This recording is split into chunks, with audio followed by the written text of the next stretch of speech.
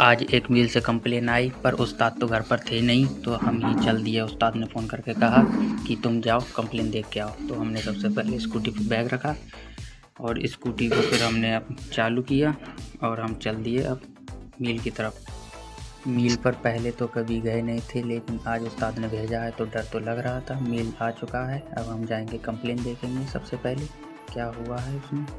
Motor तो निकली फूकी हुई, फिर हम उसको खोलने लगे। चेला हमारा ऐसे देख रहा है जैसे किसी ने उसकी वीडियो बना ली हो। मोटर खोलते हुए डर तो लग रहा था क्योंकि पहली बार कंप्लेन देखने गए थे। फिर हमने मोटर को पंखे से अलग करा, फिर उसको खोलने लगे। रेहान भाई कहने लगे बोल्ट एक भी नहीं छोड़ेंगे क्योंकि ये खूब बहुत जल्दी जाता।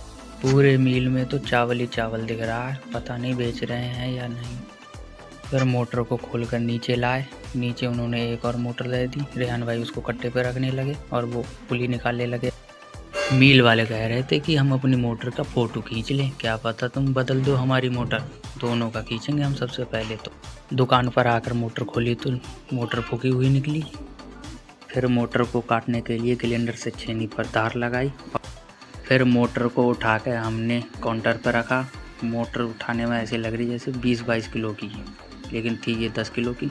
फिर हमने इसके कनेक्शन निकाले जल्दी। कनेक्शन देखकर तो दिमाग घूम गया। हार्नेस तो इतनी डाली थी कंपनी वालों ने कि तार नहीं छूट जाता। जैसे तैसे करके तार छुटाया, फिर उसके कनेक्शन देखे। कनेक्शन तो समझ में आ ही नहीं रहे थे।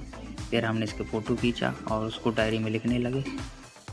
मोटर तो इतनी हार्ड थी कि कट भी नहीं रही थी, हाथों में छाले पड़ जाएंगे ऐसे। तो इतनी देर में हमारा भतीजा आ गया दुकान पर और वो कहने लगा मैं मोटर निकालूंगा।